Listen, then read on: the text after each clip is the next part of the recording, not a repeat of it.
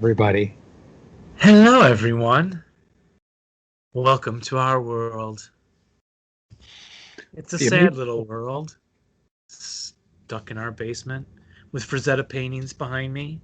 Very nice, Dave. I always look forward to the time of year when you change your wall art.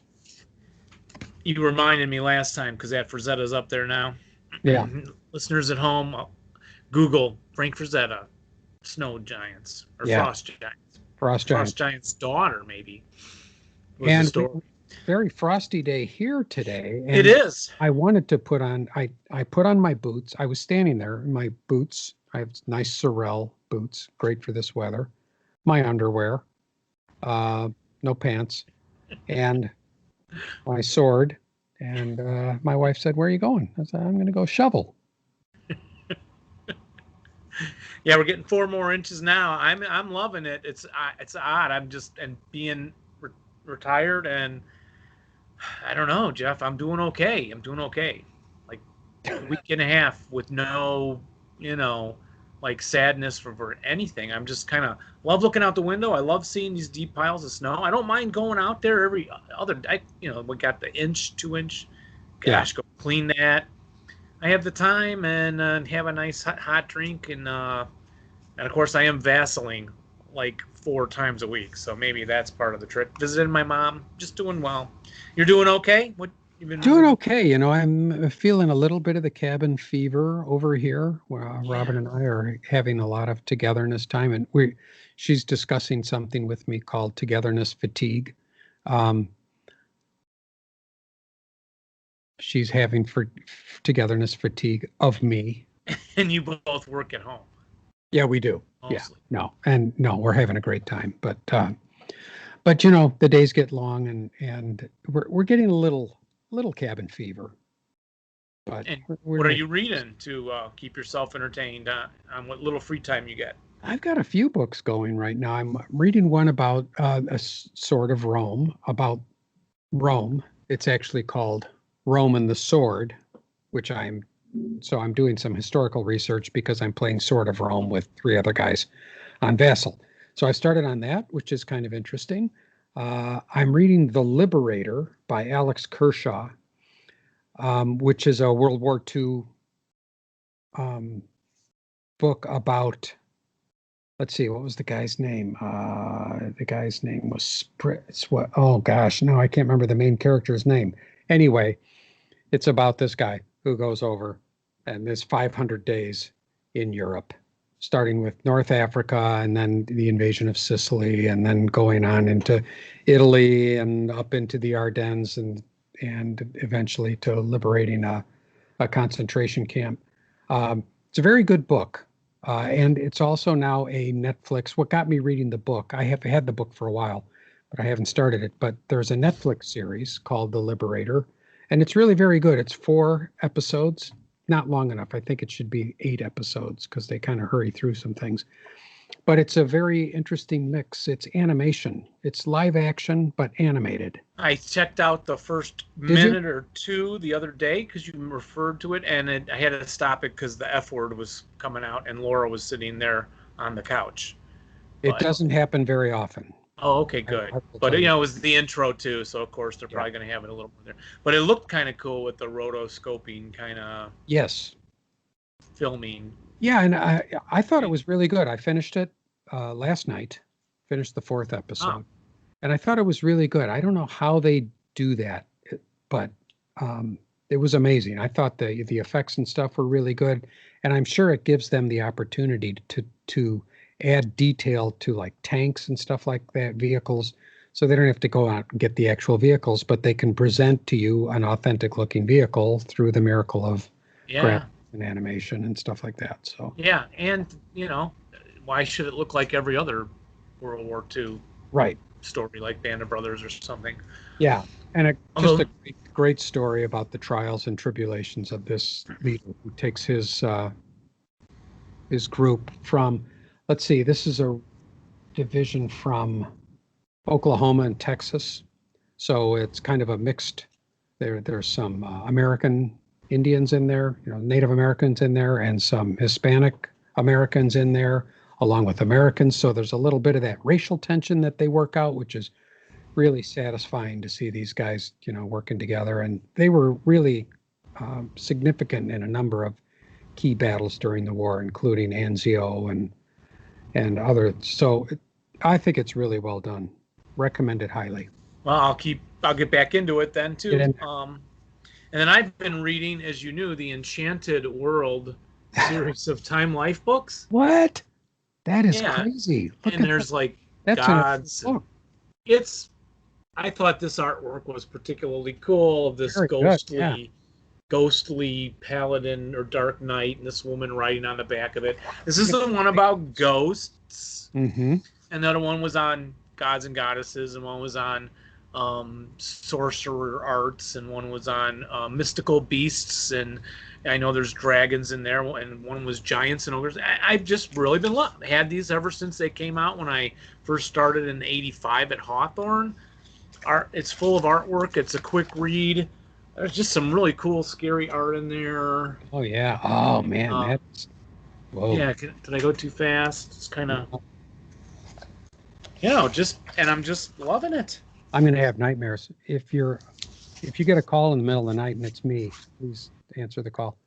How many in this series? How many? I think 30 or so, maybe 20, at least 20. And then I try and finish one a week, and then Megan comes over and I present it to her because she had been the only kid that had noticed these things and would say, well, I'd like to read those someday. I like to read those, Dad. And then I'm like, I can get $100 on eBay for this big stack, or I can read them one more time and then pass them on to my daughter, and I don't care what she does with them. And the other thing I did, Jeff, was I printed out these Vassal controls. Oh, all the keyboard shortcuts for all of the. That's the thanks for using the right language, so our listeners. And I'm going to just tape them up along the side of the monitor, so I can hopefully glance up and start learning these keyboard controls instead of even the motion counter. You don't have to drag down and pick it out and bring it on your tank. Where did you find that? Is that document altogether already on the web, or did you create this together? I bet you can search. No, I bet you can search it, but I think it was from Bill Forg. Oh, okay. I think in one of his emails to us. Okay. So I can find it there. Yes. Okay. And then the last show and tell, Jeff and I looked at this before the show because we were doing pillboxes today in the Pacific. Yeah. And we talked there. Look at that. Hold steady there. That is awesome. It's kind of a little too square for a pillbox. So this is a pillbox that you made yourself. Uh-huh. Out of human teeth. Yeah. Different colored little rocks. Oh, they're rocks. Okay. Ceramic clay. Mm-hmm. Fired in the kiln. And then I pressed all these little pebbly rocks. And I gobbed tons of it. Looks like just Elmer's glue all over the thing. To hold these of you that are listening to the show instead of watching, you should drop what you're doing and go and watch this part, because this is a very cool little thing. How long do you think it took you to make this? Tagboard lid. Actually, now that I'm looking at it, Jeff, I think it's self-hardening clay. Well, it doesn't matter. Okay. So I think you didn't kiln. I had art. I was an art teacher. I could sneak a little project into the kiln with the kids' projects. But yeah, I glued all these rocks on and kunai grass and. Very cool. You didn't date it though. What? You should have dated the bottom. Oh, that's awesome. Yeah, I should have. So, what size is this for? What size? 15 millimeters. And then when I had all the ASL figures in World War II and I posted on the show before, we looked at the partisans I had in the two different sizes. You could fit one squad in there. Well, I want to see that next time. I want you to get out 15 millimeter guys, put them in there. Only ones I have left are the Japanese and the Marines, so it's all PTO. Right. I reconverted the rest to the other war game everybody loves, Flames of War, and sold them all. And then those aren't 15 millimeter? 15s, I still have the Flames of War's big 15 millimeter game. So I remounted them, sold them to some online and then to a client that ordered them all. Mm-hmm. Wanted me to change them all up, and then just kept the 20 millimeters, which come with the 72nd scale model kit. So we'll still be playing lots of World War II stuff. But Okay, that's important. well, we have a phone call coming up. Yeah, with Scott Mullins. So let's get on to that. All right, excellent. All right. Hey, we're back. Hey, hello, Kermit Mullins, Hey guys. It is AKA nice to see you. Yes. Grumble AKA Jones. Yes. Where did the moniker Grumble Jones come from? Civil War. Absolutely right. Yep, he nailed it. William Edmondson Jones, Grumble Jones. Everybody knows that, Jeff. Yeah, everybody but me. Well, you guys, I grew up in Southwest Virginia, Northeast Tennessee, and Grumble Jones was from that part of the country. And it just as I was trying to think of names, I thought, well, the Frogs blog, and I thought, well, that's not going to work.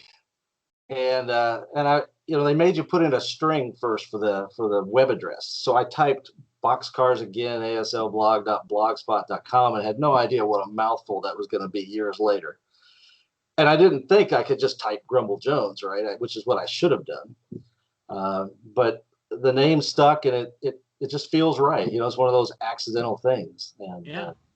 So yeah, it started as a plea into the internet space that is there anyone else out there that plays this game? Yeah. Well, and your blog goes back. How far back was it? I started actually 10 years ago, 2011. And the result of that was I had been out of the game. I hadn't even played a game since 1997. I had my children. I'd moved away from St. Louis and my your core group of people that you played with. And I would visit my kit every now and then and reminisce about the good days when I used to play Squad Leader. and I stopped buying things. So I missed out on King and Country and Gung Ho and a whole lot of modules that I then had to come back and buy at obviously some inflated pricing, as you guys are aware of some of these things. But in 2010, I convinced my best friend in St. Louis. I said, Scott, we got to play some Squad Leader. We got to play some ASL. And I convinced him to do it over Skype. And that just launched everything. And then 2011, I was surfing around. I found you guys, doing Google searches for the ASL. And I did a Google search on the Texas tournament. And I was looking through their links for different blogs. And they had my blog. And I'm like, holy cow, that's awesome. You're a somebody. I was somebody. And that led to reaching out to Rick Reinish, and then also to Chris Dory at Battle School Sit Rep. Right. And my introduction to Chris, I had bought a Pegasus Bridge module from eBay, and I had bought it from him. Didn't know who he was at the time, and he put a Battle School dice in there, and I thought, man, these are awesome. And so I started to email back and forth with him here and there, and then talk to him on his webpage. And it was his site that inspired me to blog. I loved his so much, and I still do. I still think it's one of the very best out there. It's top notch, yeah. It is, and so then that led to my first tournament. These guys were Rick and Chris both were encouraging me because I'd been playing with the same guy, my buddy Scott, since 1978. And you don't realize all the things you're doing wrong. I think, Dave, you talked about this in one of your podcast episodes. I didn't even have my machine guns in the right place. I had them underneath the squads. I'd been doing that for years. And these guys convinced me to go to Texas. So I drove the 9 hours from Tulsa to do my first tournament. And I'm scared to death. I know I'm not good at this game, right? You go to your tournament and you think, am I going to look a fool, And Rick had convinced me the best thing to do was sign up for the Thursday game where, you get 4 people playing in a big game. And it was a winter melee. Mm. And you talk about things happening, like they're almost fated, right? Who am I playing with? Dan Best. First time I meet Dan Best. And this blog exists somewhat because of Dan today, because I have a, constant opponent that I can blog about. And but on the way down, I had made recordings on CDs of all of the blog, of all your podcasts, and forced my wife and my daughter to listen to these things for 9 hours. Oh, And you laugh at, they have two favorite episodes. The one with the harp, my wife just loves to listen to that one. And I think, Dave, you were late to that session, and it was Jeff and Robin that talked through that one. And then the second favorite that she has also had Robin, and it's the IKEA furniture. Every 30 seconds, you guys are having to stop because Robin's up there hammering away. oh, right. Yeah. And so she knows you guys by voice. She can say, "Oh, that's Dave talking," or "That's Jeff talking." So, yeah, your podcast is, it's important to me personally. I've really enjoyed it. So, Oh, Oh, good. Good Glad. to hear. Glad. Well, talking about not still knowing things, Jeff and I had some adventures today trying to play PTO with all the hidden fortifications, pillboxes, and yeah, they're in there too on this one. So it's, you go to look up a simple rule, like let's just look up the Pansy rule. It can only be a paragraph. Oh yeah, that's right. I forgot. It's 2 pages. it's pansies are rough and they kill you. I mean, those things are bad news when you end up on them. Yeah, I don't enjoy the hidden aspects of the game as much. Dan loves that stuff, and he loves fortifications, and he'll try to work those into our gameplay. And I'm like, oh God, no, please. I just want to attack a Russian village, please. Yeah. Yeah. I agree. And it was really a little overwhelming because I spent a lot of time, for me, playing the Japanese, setting up my defense. And so I'm trying to remember all these rules. And we're about halfway through turn 2. And Dave said, how many did you hit percentage? And I said, some number. And he goes, no, it's 10%. 25, because he was quoting the night rule. I thought it was played 20. a lot of night too. Yeah. I always forget that too. Yeah. And then, I set up a fortification hip, and I was kind of thinking, oh, when I set up the fortification hip, I can set up everybody that's inside the fortification hip. Well, no, you do in a pillbox, but not in the foxhole. It's in the jungle. And, and I had one of those moments today when I thought, that's it. I'm done. I'm out. Well, and that's when you go back to attacking the Russian village. Yeah. Everything is. I need a vacation in a Russian village. Those are my favorite games. And it's funny how you gravitate towards the old boards, right? Since my first days of squad leader, board 2, 3, and 4 are my favorite. Yeah. I love them. Yeah. Guards counterattack. Always look at it, and the tractor works. And I'm always like, oh, tractor works. Yeah. No jungle, no kunai, no night. No, it's just straight up, ASL with a few vehicles. And but when you played in St. Louis, who did you game with? The guys that we might know there from? No, it's my group of guys I went to high school with. Two of them are in the work for defense mapping in St. Louis, so they do government work, and another is in the CIA, and another is a Kansas State Trooper. This was my group of guys that I grew up with and played with, and we got really ambitious one year, and we decided to, there was not a lot of scenarios from up until MMP really came on the scene. You just didn't have a lot of, so we did a lot of do your own, and we lived in Webster Groves, Missouri, which is a suburb of St. Louis. So we mapped it out, and we're gonna do a German invasion of Webster Groves. Ah. So I'm sitting at home. I'm married at this point, and one of my buddies calls. And he says, "Hey, we're going to go over and do lines of sight." I said, "What?" He said, "Yeah, there's a seminary in Webster Groves, Eden Seminary. It's a big, tall tower. He wanted to see if you could put a 50 caliber machine gun in there and see the main intersection downtown." My wife is like, "Well, what are you going to go do?" We're going to check LOSs. She says, "And you're how old?" Yeah. Well, just let's humor Mike. We're going to go. So off we went, and sure enough, we could see the top of that tower from the intersection. So that's where we put our 50. Oh, right. I was thinking you had to go in the tower. I forgot. Line of sight is reciprocal. Yeah. That's exactly, what I was thinking. exactly. How'd you get the keys to get in the tower? I would have loved to go in that tower actually And too. isn't that a little creepy that you're going up to the tower to check line of sight? But my primary buddy that I've stayed in touch with, Scott, he's a beer and pretzels guy, right? He would rather play starter kit. He's tournaments. That's not his thing.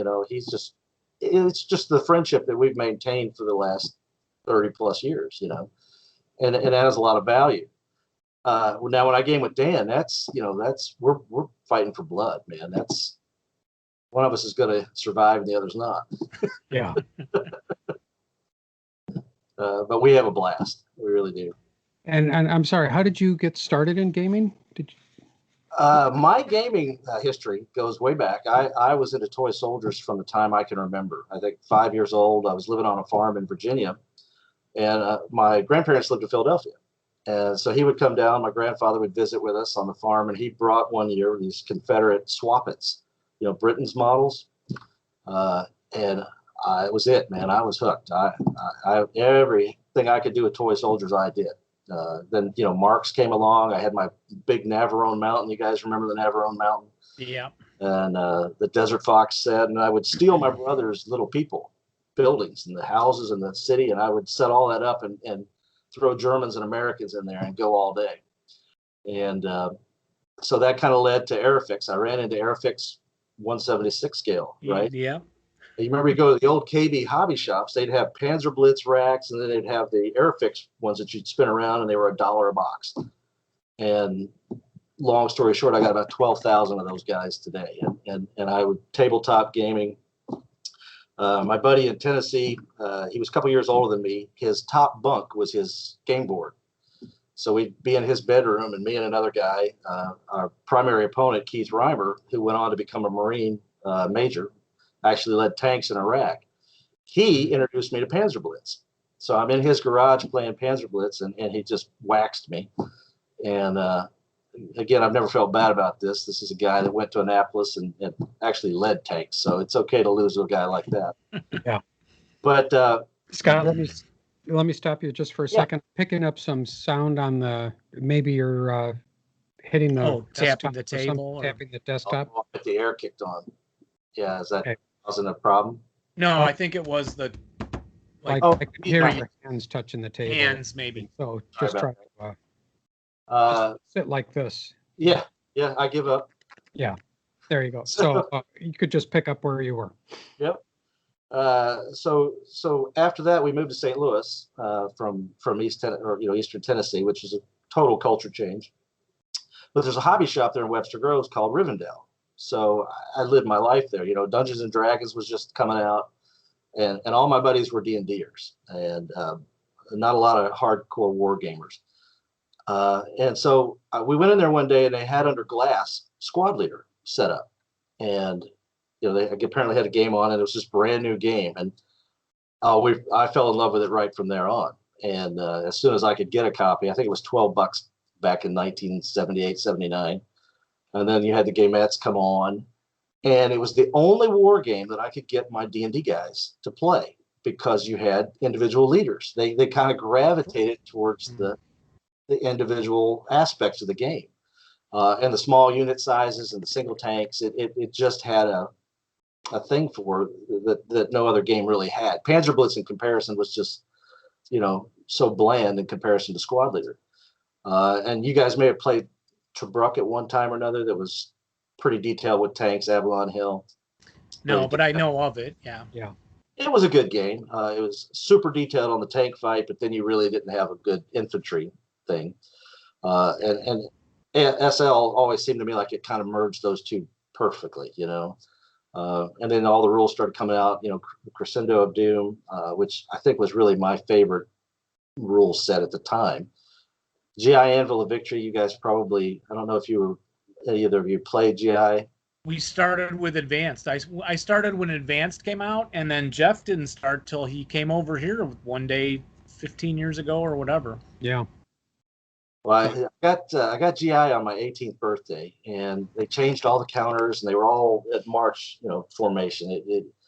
It was probably, in my opinion, the worst of the gamettes they put out, and for a while there, we were all kind of just disappointed in the counters and whatnot. And the rules, they had abbreviated so many things that you almost needed a glossary with a key to understand what you were reading in the book. And so what we did is we just kind of put that aside, and we used all the GI counters and all that stuff, and we used the Crescendo of Doom rule set and the card that went with that. And I resisted ASL for a long time. I was so angry that I was going to have to change over and buy a separate rule book. And I waited till about 1989 when I was out of college. And so throughout my college experience, I just played Squad Leader and the different variants of Squad Leader. And 89, I finally made the switch and haven't looked back since. And so, yeah, and you kind of have these phases, you play a lot, then you have your children, and I would say that period of time when my children were born until about the time they were in high school, I just didn't really war game. It's work, it's all those things that life takes you away from gaming. Yeah, it's a pretty standard story that we hear as we interview people. It is, and I think it's contributing to this golden age that we're living in, because a lot of us now in our 50s have the time to play and the money to buy stuff. Yeah, and the time to produce more and more stuff that all these companies are coming out with. Not only time to play, but time to blog and develop and expand the hobby that way. Yeah, it's just amazing how when you search the community online, how vast it is, and when you look at the readers, or the listeners, there are people in countries all over the world that are hitting the blog, and I'm always amazed at the number of. There's like 4 guys on the Isle of Man that hit my blog on a regular basis, so I'm like, that's awesome. And then of course you have the dark spots. There's not a lot in South America. There's not a lot in Africa. Outside of maybe the Middle East, there's a few Middle Eastern countries where I think there are U.S. service people that play this game. Right. And South Africa, you have probably Egypt too. Every now and then I see people on the blog, but Russia, my gosh, the Russia and the surrounding former Soviet territories get a lot of hits from those countries. Interesting. Dave, I don't remember the last time that we looked at the map. No, it's been a while. Yeah, years. The last contest we ran, we like to keep it to continental United States now. I just don't like filling out the customs form and then having to pay the extra $10, 15. But everyone that entered was in a foreign country. Yeah. We only had 4 people, but they were all, Sure. And then I was on Vassal, and someone just popped in from Japan. And I wished I remembered his name because I wanted to mention on air, because he popped in here saying like, "Oh hi, I'm Shane, or I don't even from Japan. Can I watch?" And then I didn't see it until later in the game, so I replied like, "Oh hey, nice you're here. Stay and watch." But he had already left, I think, the game. On Vassal you can pop in and out, and so Right. I thought, wait, someone in Japan, and he said he listens to the show. Yeah, too. Yeah, that's awesome. Yeah, well, I'm glad you guys went past 200. So I got this chance to talk to you. We thought about it, but there's so much to, about every 3 or 4 episodes, we think, well, maybe we're running out of topics, but you never run out of topics. And we're almost ready to start repeating stuff because we haven't technically finished the rule book yet. Yeah. It's still in chapter A. We haven't technically covered in a formal format. Right, and then you could talk to CGs, the different rules around the campaign games too. Right. Yeah, there's a lot. Yeah, and then there's always something new. We're backlogged on just what's in the box. Yes. We just got the 3 from MMP and a bunch of stuff from the Kansas City guys. Yep. Box art reviews. I mean, we're falling behind on those. So we're gonna have to go to every week. But what are your ASL buying habits like now? Because it used to be.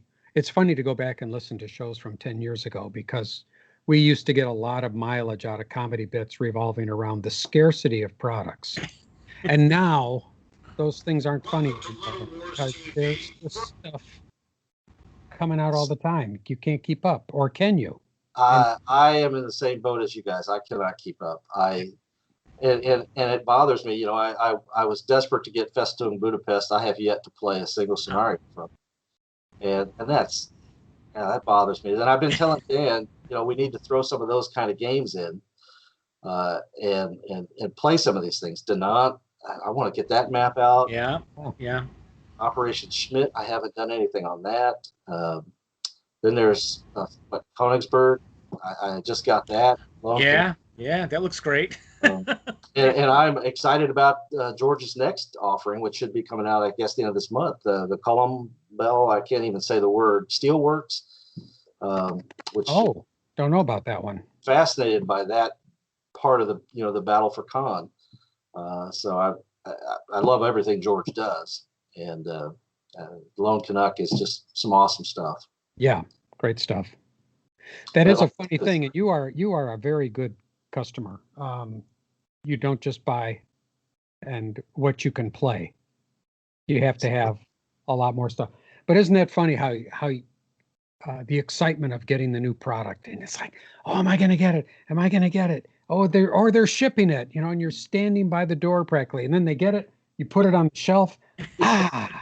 Go back to finishing Operation Watchtower with Jeff on Vassal. Yeah. Hey, I think for me, the thing I really wanted the most that took forever to get to me was King and Country. And the folks at MMP got tired of hearing from me. You know, I ordered that thing as soon as it hit pre-order 2 years ago or 3 years ago now. And they sent me the thing. You know, they always send out and tell you, hey, it's dispatched as of December 4th or December 11th in my case. I didn't get it till end of January. Oh, I thought things sped up after the holidays, but yeah, but something happened with the first group of shipments, because there was a bunch of folks that got caught up in the same one as I did, and it got stuck at one of the post offices in Baltimore area. You know, that whole situation is still kind of unraveling, and hopefully will get fixed. But yeah, the mail was, oh man, it was messed up. So it wasn't MMP's issue. It was, you know, it was USPS. Yeah. And have you delved into the desert rules yet and all? Or I have, yes. Dan last year was really focused on finishing some of the West of Alamine and Code of Bushido. So, and my previous game group did not want to touch that. You know, so we bought West of Alamine, and if it was anything that wasn't on Crete, we didn't do it. Anything desert. And desert is tough because you think, you know, as a player, you think, oh, the desert, we're going to be able to see everything for miles. You can't see anything in a desert game. You either sun blindness, vehicle dust, cam sin, whatever it is. I really have a hard time shooting anything in the desert. I had the same idea when I've always been intrigued by the Desert War, and I thought, oh, I can't wait to get it because we're going to have these gigantic long-range tank battles, you know, however many hexes, and that is not the case. You got the sand and the wadis and the blowing this and that. But I see on your website, Boxcars Again. Oh, Boxcars Again ASL blog. A terrible long name. But Boxcars Again, great name. Yeah. It is my life. You're playing a cornucopia. No. What are you playing here? What's the scenario? Oh, we just did that BC 22. BC 22, yeah. Pallets, yeah, that was a desert game, and that's a perfect little desert game. You know, a half board basically. You know, we still had some vehicle dust, but there was no other dust to deal with. A lot of armored cars, and I wanted a chance to use the new Vichy counters that came in with the the new Croix de Guerre. So that was a good treat to do that. Yeah, and I encourage people to go and look at your website, look at your blog, because it's great. You include some nice photos of the time period photos from the action, the scenario card, a map, and then your map boards. Yeah, I try to put as much information. One of the things I discovered that led me to do all this, you know, you're going to play a game and you go into Google and say, hey, is there anything out there? You can't find anything. And for me, I just wanted to see, how did they set up the defense? You know, how did they approach the attack? That's all I need. Yeah. Now there's some great AARs out there. You know, if you've ever read any of Matt Shostak's, some of the best put together. Detail, you know, I'm more of a storyteller. You know, I'm more of, you guys, we're all meet at Applebee's and we're sitting around the table talking about the game. That's how I blog. You know, this is what happened here. This was the fun part of the game. You know, this was the desperation moment. I always think back to a game with Chris Brackney. He and I played for a number of years over Skype, and it was a scenario, and I had a half squad with a Panzerfaust, and he's charging me with a Sherman tank. I fire, hit, boxcars, dud. When does that ever happen? You know, Panzerfaust is anything but a 12 auto kill. But those are the, you know, the exciting things that happen, and you can't predict any of it. And you know, you try to explain ASL. My coworkers over the years, they get really tired of hearing about it. You know, and it's my passion. And you know, some of these job interviews last week, they said, "Well, what do you love to do?" And I said, "Well, you know, I play a historical board game and go to tournaments in Kansas City, St. Louis." And they're like, "Oh, okay, well, that sounds interesting." Yeah. It's funny to watch people's eyes glaze over really quick. Just like, uh-oh, I'm losing them. Yeah, it's hard to express. You know, I have loved this game, and the fact that I get to play it now as an adult, something that I loved and cherished as a teenager. You know, I wouldn't have imagined that was possible. And there's more content, as we talked about. There's more stuff to buy. There's more. I think in a lot of ways the internet brought us all together in a way that we wouldn't have been otherwise. You know, finding opponents, and particularly in the pandemic, being able to play on Vassal for a lot of people. For me, over Skype, and there's still people playing by mail. You know, electronic email. That's this game it's going to outlive all of us, I think. Yeah, I hope not. I do hope. oh, Jeff, you just want to live longer, right? I do. I want to live really long. Well, when you realize you have so many scenarios, you can't live. You can't play. You just can't. Oh my gosh, no. No, and I'm kind of retentive. You know, I want to finish the whole pack, and so Mike Rizzi on Twitter, I get a lot of my games up on our Twitter feed. Mike Rizzi and I had done the Objective Schmidt, except for like 3 of the big ones. So we thought, well, we'll wait for a 4-player game in person again, right? For a big game like that, you don't want to be scrolling all over the screen with 80 counters per side. And right. And then there's a medium one. It's still big. And then at the end of playing all the others, I'm looking at the last 3, and I kind of texted Mike and I said, I think I'd be willing to play this other one that's like 12, 14 turns with only 40 counters per side, you know? And he was like, no, I'm done. I'm ready let's go to the next thing. And then Jeff and I had started Operation Watchtower back when it came out. I think, Jeff, I don't think it was. You bought a copy too, so. I did, yeah. You usually don't go back. You usually only get newer stuff. But anyway, so we had done like 6. And then kind of put it away and got into this with the other guy and this with the other. And then Jeff and I bounced around. We did a lot of action packs, trying to do them all. Because they have variety in them, and you can still say, oh, I played action pack 8, you know, or whatever. And now we're back into that Watchtower. And for me, it's exciting. I'm kind of like, oh, 3 left. And then we've played all of it. For me, that just, I don't know why that means something. But, and then just, I had finished my first March Madness game with those Kansas packs. With my friend Rick Hollander, getting him on his first Vassal game. That was just last week, and I went to Google other playing. Oh, I was looking up the number. Like if I'm up in the other room, I'm too lazy to come down and get the scenario card. So when I'm doing the Twitter, I just Google and find the information I need. Like, what was the full title? And then your blog came up like 3rd. So knowing that they're usually well produced, I went there, and you did that, the Brickworks. Yeah, there it is, MM40. And that was just an outstanding example of your work, because you not only have the pictures and all, but you put in these movie clips Yeah. that are perfect. Like the guys are routing and you had the Monty Python run away Yeah. clip in there. So you get this little movie clip and then it's to the next picture and next. So I just wanted to tell you how much I always appreciate them. And my friend Rick, not being prompted whatsoever. He didn't know we were interviewing you at all coming up. He just goes, "Oh, you know that thing you sent me with that? Those guys played that same game we played." And I'm like, "Yeah, yeah." He's like, "That was really good." So, and he really appreciated all the clips, the history, and the way it was narrative. Well, You know? I'm glad, because it takes a lot of time to do the research to find pictures. And some things are easier. You know, if you're doing a Normandy or a Battle of the Bulge, you can find a lot of good content.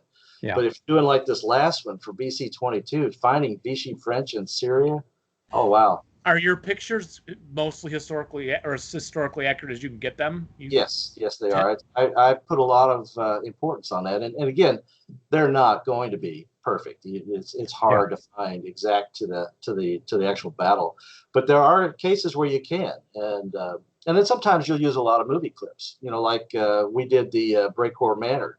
So you go to the Band of Brothers, you got 50 great gifts that you can put in there. But the reason I put the gifts in was to add what I call emotional quotient to the blog. You know, I follow a lot of military miniature blogs, and these guys have 200-300 followers, way more than I see on the typical ASL. And they have, 50 different comments that people make, and they're all talking to each other. Their community is just huge, and their blogs are averaging a million views. And I got to thinking, what's the difference between what they do and what we do? Why do we have so few? Why isn't there the same level of enthusiasm? And I got to thinking about it. Well, it's eye candy. These guys are making beautiful miniatures, beautiful models. They want to look at it. They've got that's their product. This, you look at their dioramas and their work, and it's like, wow, you could look at this stuff all day. And how long can you look at board 3 before you've seen board 3? Yeah, it's a good point. And that's why I wanted the blog. How do I make it come alive? In the same way that a miniatures game does. So that was what drew me to do that. And I just got Jeff's permission to expand our Twitter feed to include my modeling and D&D. Jeff and I play one set of my D&D groups, and I made Jeff build a model kit with me once. Well, I do notice that you got the Frost Giants up there, so that's awesome. Back here. Yep. Yes, I switched them all out. Last show, Jeff was referencing those because of the ice and the snow out there. And then I'm like, I usually switch them every 6 months, from the Hildebrands to the Frazettas. Yep. Yeah, my college dorm room, I had the Ice Giants. Me too. Yeah, me too. At U of I. That was a big thing back then. Yeah. Great stuff. Stuff. It inspired a lot of D&D adventures, And that was another piece of my experience. I've been a dungeon master for my group in St. Louis since 1978, and running the same campaign since '84. And oh wow, how many sessions? Do you track how many sessions that's been? No, we kind of had a pause, but it's basically, I think the last time we got together over Skype was about 2011. So we haven't gotten back together since then. But the campaign is still available when they're ready. But I found that a lot of the scenario creation is so similar to when you're setting up an adventure. What you want to do, the mechanics, what the party's going to experience, and a lot of my scenario writing is like that too. It's I almost add too many story elements to it, which is true of the where the half squad's there. I was just gonna want to get to that. After I played it, you can't play it. On your post. So if we're gonna talk, Jeff, I guess you should do a screen share.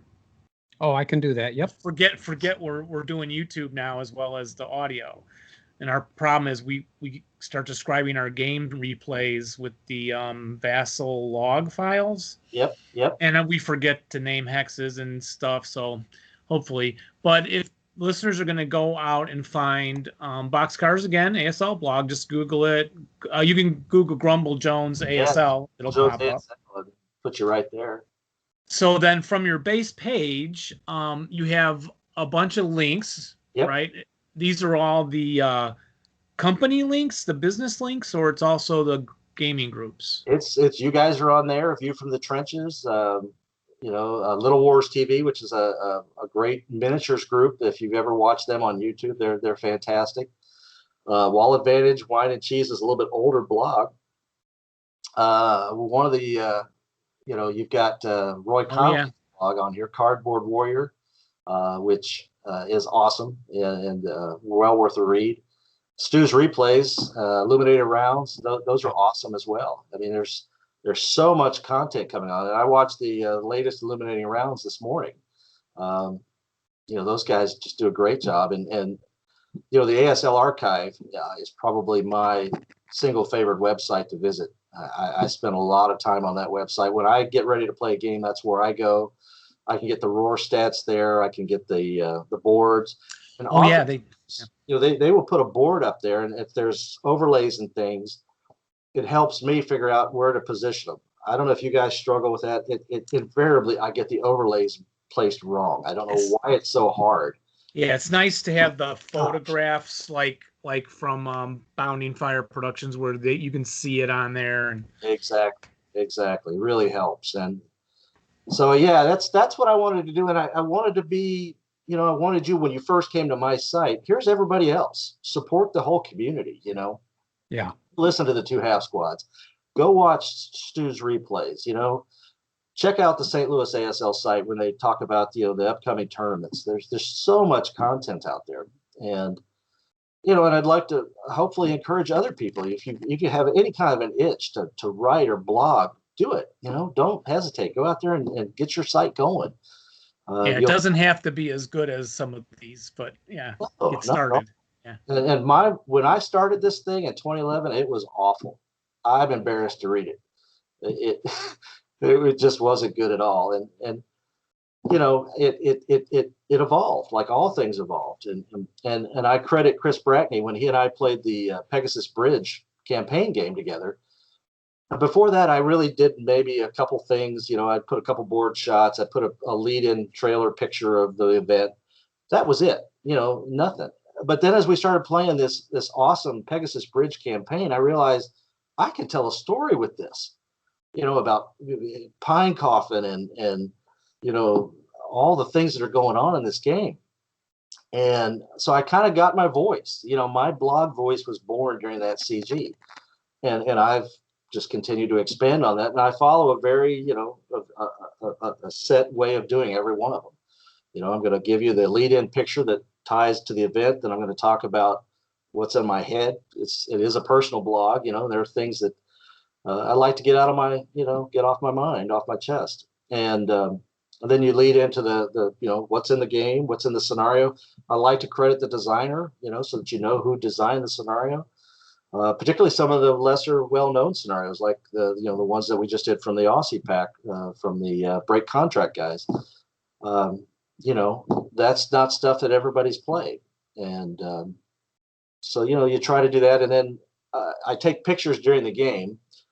So Dan, he knows I'm going to take pictures after movement phases, maybe after close combat, and then I go back and I edit the pictures. It takes me about an hour to edit the game pictures, and then I go back into the pictures and I do all the, I go through basically Microsoft Paint, and I add the details so you can see the movements. White is always used to predict movements. Blue is always Axis. Red is always the allies. And I've just developed that, and to give you an idea of the flow, what was happening, what was being thought of, and then I started thinking, this blog was just about me all the time. And I said to Dan, Dan, why don't you give me, a blurb about the game too? Your pre-game comments and your post-game. And we started adding that so you could get into Dan's head too. Yeah. If it's Dave Moreski or if it's Paul Works, who we also play with, that those guys would also do that to give you both perspectives, because it does tend to be from my perspective when I'm blogging. Yeah. Jeff, can you scroll down to the like intermission, past the intermission, at least on my page, and then you're also showing the down all the way past the desert game. Oh yeah, there's 3 games in this particular post. Yeah. There's the Skype, or you're showing how the guy films it with his camera. Yeah, down a little more, Jeff, and that picture with the camera, and look at that table. Yeah. Now, Dan and I, we just point the camera at the dice cup or the dice tower. We don't show the whole thing. But my buddy Scott in St. Louis, he has this bizarre tripod thing above his table that he suspends the camera and he shows the whole thing. Because when he and I first started in 2010 playing over Skype, we thought you had to look at the board so that you could see what we were doing. And now I've realized that playing cardboard via Skype, by not showing the board, I can have my mines on the board, I can have my hip units on the board. You don't right. You're always playing a double blind, and a lot of people say, well, you're handling your opponent's stacks, and that's true. You are. But I was never a guy that inspected my opponent's stacks anyway. I try to focus on what my objectives are in a game, and if there's a stack that's in the way of that objective, I'm gonna shoot at it. I'm gonna address it. So when Dan gives me a setup, he just tells me, where his units are, and I just put one single concealment counter usually. What, Jeff? Okay, I was trying to follow. I'm not quite following how you work this. Oh, you have both players' pieces on your board. Maps. Yep, exactly. I have the exact same map, same setup with all my opponent's pieces. He's got all of mine, and so as you're playing, you'll say, "Hey, Dan, this tank and it's an A1 it's gonna pivot 2. It's going this direction," and then you just tell it. And I think a lot of people are concerned it's time consuming. I can tell you, once you get into the groove with your opponent, you two are so used to each other, you would have no problem. It's like the guys in the room with you. That's what it feels like. I forget that Dan's 600 miles away or 400 miles away. It goes so quick, and a lot of the times when you're moving your opponent's pieces, it opens your eyes to, hey, I didn't think about that, right? So you do get a little bit of an intelligence during the game, and you're also engaged constantly. There's no downtime. You're always either moving your pieces or your opponent's pieces. All I can say is I've done almost 200 plus games over Skype with very few issues. I've done the Pegasus Bridge CG over Skype, done the Purple Heart Draw CG over Skype. I recommend it to anybody that struggles with Vassal, if they're not able to get it loaded or they just don't want to look at a computer and want to actually move their pieces. That's the other advantage. I get to use my kit every game. So you don't use Skype just for the audio. You don't, or do you use the camera part of Skype or anything? Yeah. Every now and then, if something comes up where Dan says, "Hey, how did you do this overlay?" or "What did you do here?" I can move the camera and show him. That's what I do. But it's very unusual. We just look at the dice, and okay. I rarely look at the dice, to be honest with you. I'm usually focused looking at the board, and I'll hear the dice be rolled, and then I wait for Dan to say something. And if he's quiet, then I'm like, "Uh-oh, why is he quiet?" And I'll look over, and it's boxcars or it's something awful. So, but we've brought a few other people into it. Paul Works, Dave Moreski both do it. And a couple weeks ago, Moreski was traveling, and he said, "Hey, I'd like to get a game with you while I'm in the hotel room on a Monday night." So he played over Vassal while I played cardboard via Skype. I never thought of that. It was awesome. The only difference was he did not use the dice bot. He went ahead and he brought his dice with him, but he didn't have to bring any other kit. And we had a blast. There's hybrid ways of doing this as well. Do you also play Vassal regularly? I have never played Vassal. You haven't? Interesting. I have not done it. It's one of those things, Dan, I think is eventually going to bring me into that. But no, I haven't done it. Mainly because of my job. I'm in front of a computer and spreadsheets 10 hours a day. And just didn't appeal to me to do it in what I love playing, and I really do love the board game aspect. That's a big part of it for me. I love moving the pieces. Interesting. Very interesting. And I like the way you do your photography of it. Because it does give you a feel like it's miniatures. It's more interesting to look at than a vassal snapshot of a board. Well, and I will tell you, photographing these boards, there's always a glare. People may notice there's a glare. And I work very hard to eliminate the glare. And then I also noticed I do the same thing NFL football games do. The way the aspect of the way they focus on the field. I noticed that if you look straight down at an ASL board, it causes a disorienting. It gives you this vertigo sensation. So that's why I have the angle just like it is that you see. And you can see the height of the stacks too and things. Yeah. It's nice. Yep. So I know people are probably laughing. Yeah, you put that much energy to, well, yeah. I wanted, because this picture evidence is what you're going to refer to if you're looking for an AAR. You just want an idea of where should I set up? What should I do? Now, is there also is there if people want to find, so every year you were doing the half squads dare, you had done something earlier with us, I think, right, in the Jeep and stuff. Yeah, the Heroes of Hollis, and you guys have that map now. I think the map came in one of your March Madness packs. Oh, yes, you're right. So, and I have a great story about the Hollis pack. So in 2017, I stayed in Hollis. Where can we find them on the blog? Can Jeff go to pictures of it now? What you could do is you could go into the search string in the blog and type Heroes of Hollis, and it should bring it up. This will be a test. I think, the search. Because you don't have a list of blogs, and you can just click down. I know about when it was done. If you were to go into the archive. So you go down right there, the blog archive, you can click that, get a drop down arrow. Oh, there it is. Okay. To October 2017, and then we may have to go back a few, but October 2017. And I'm hoping I'm right about this. I was gonna say, how can you remember? So then you go down, go all the way to the end. You can go for older posts. If you go to the end of this page. Because this should have taken us to the last October post. So,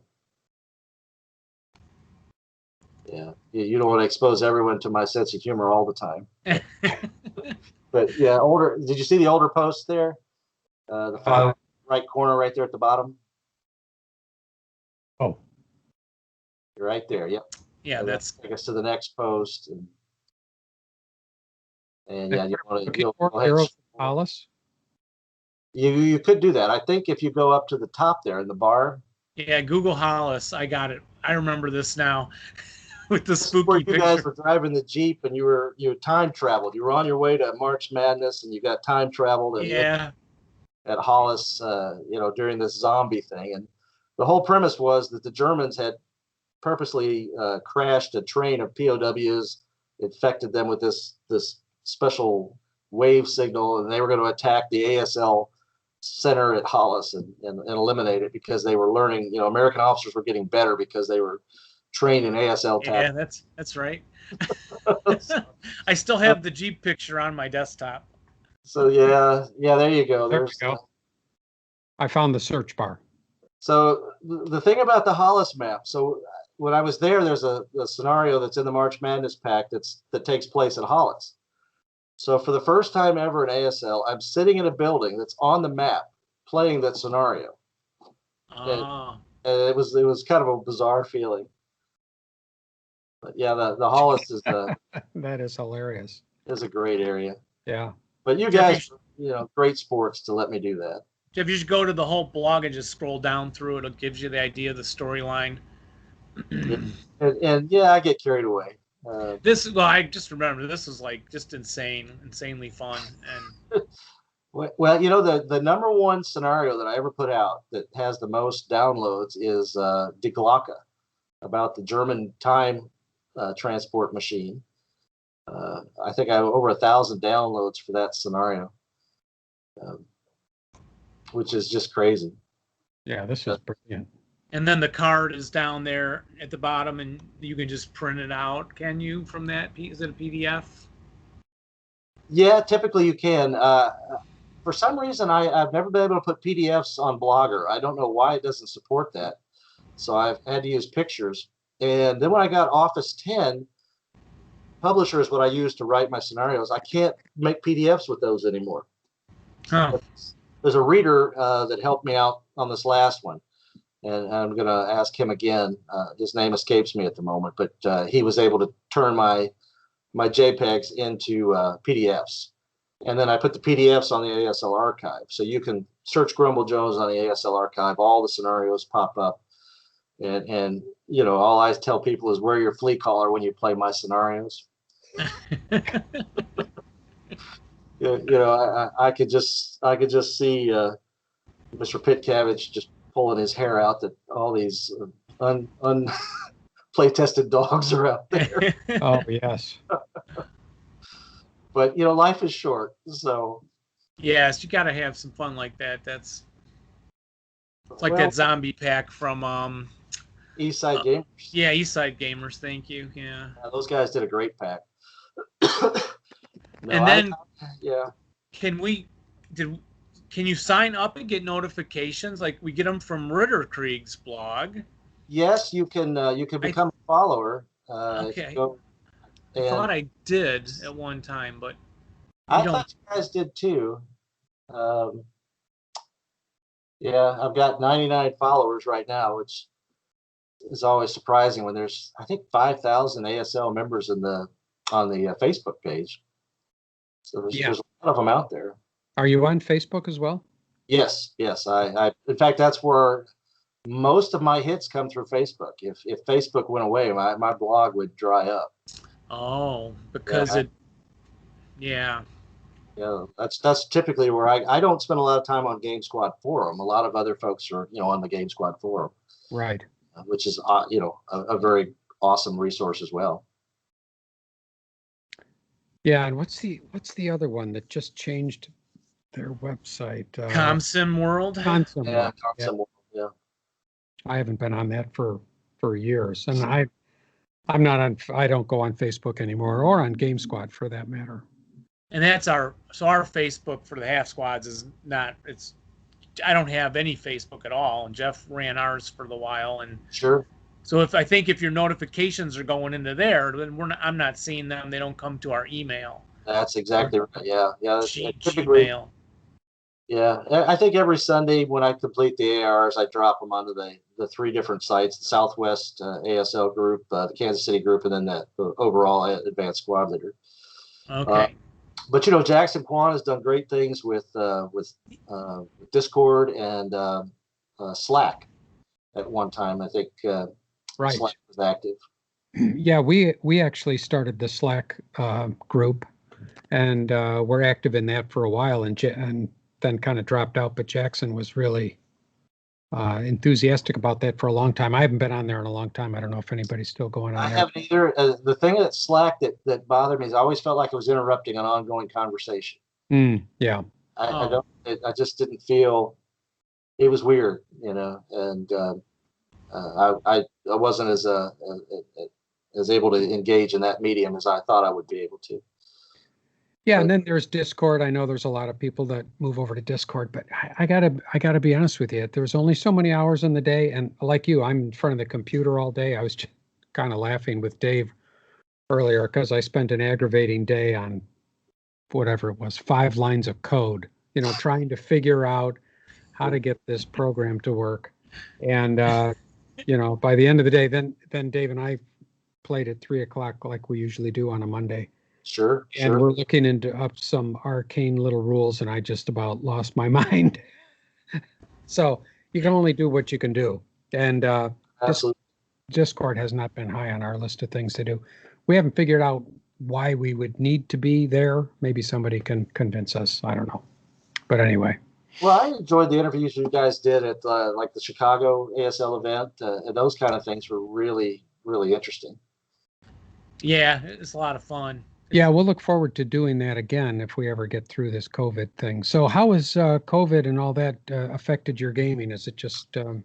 It actually, last year I got in 92 games, which is the most I've ever played in a year. So, I'm a homebody anyway. My wife and I usually walk Saturday, Sunday mornings. That's, and of course working the rest of the week. And then at 5 o'clock, I'm on Skype with Dan. And, COVID really actually probably brought us more opportunities. So, yeah, pretty awesome. And what do you see for the future of what you're doing? You going to make any changes or looking forward to any new things? One of the things I would love to do is to add sound, to the blog. Oh yeah, like that. But you can't. I haven't found a way to do that. What I always want to do, as I said earlier, with the eye candy of the miniature guys, want the blog to be engaging. I don't want it to get stale. That people are like, oh my gosh, how many more Grumble Jones blog posts can I read before I've read them? So then you're kind of reliant on the game itself for its excitement, the different things that happen, and the great thing about our game is it is so full of exciting stuff that happens. Yeah, it really is. Yeah. So I've been blessed that way. I don't intend to stop. The one thing I did that was crazy is I told my readers early on, I said, as a appreciation for everyone that reads the blog, every month I'm going to put out a scenario. Wow. Okay. That was probably foolhardy. Put together a scenario every month is work. Oh yeah. So, but I've actually enjoyed it. The creative energy that you get from it, and when you're not playing, you're connected to the game. You get to be part of the game, and that was initially why I started blogging in the first place. When I wasn't playing, which was more of the time in the past, I wanted to be engaged talking about it or some aspect of it. So. And how many scenarios do you think you've designed over the years? Well, that are posted on the archive, it's 104, 105, I think. Wow. What? And some of the value there, again, they're not great scenarios, but they're free. And there's a lot of people in other countries that don't have access to anything. So they're stuck with the Grumble Jones stuff, that they can download for free. And so I pity them, and I hope that they enjoy what they can find out of it. I will tell you, there's the March Madness guys have taken a bunch of Grumble Jones scenarios, and they'll be putting out a March Madness pack just based on Grumble Jones. Oh, okay. I was wondering about that.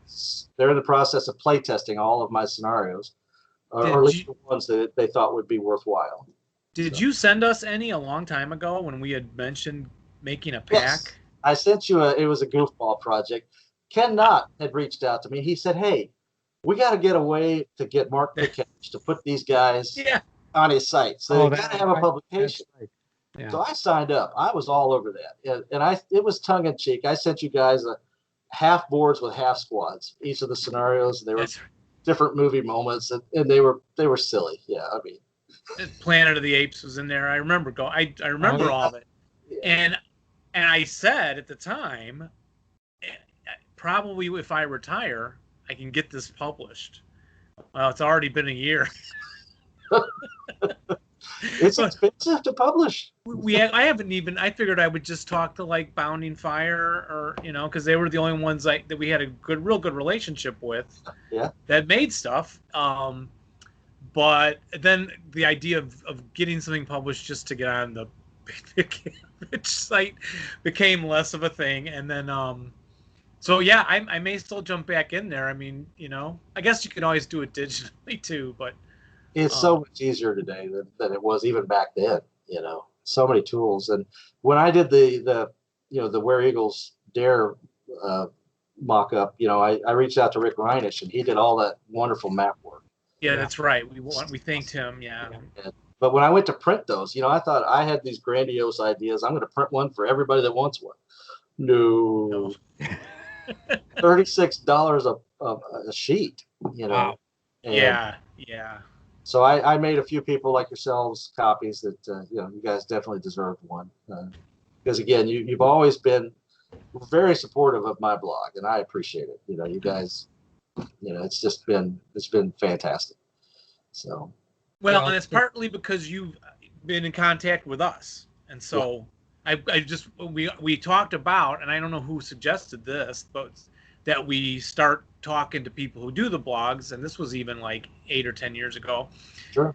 It's amazing how there's so much to do. And then if we don't plan ahead very much, then we're doing our normal, I'll grab this game, let's do an art box, instead of actually delving into something where we have to pre-plan, like getting you lined up for today.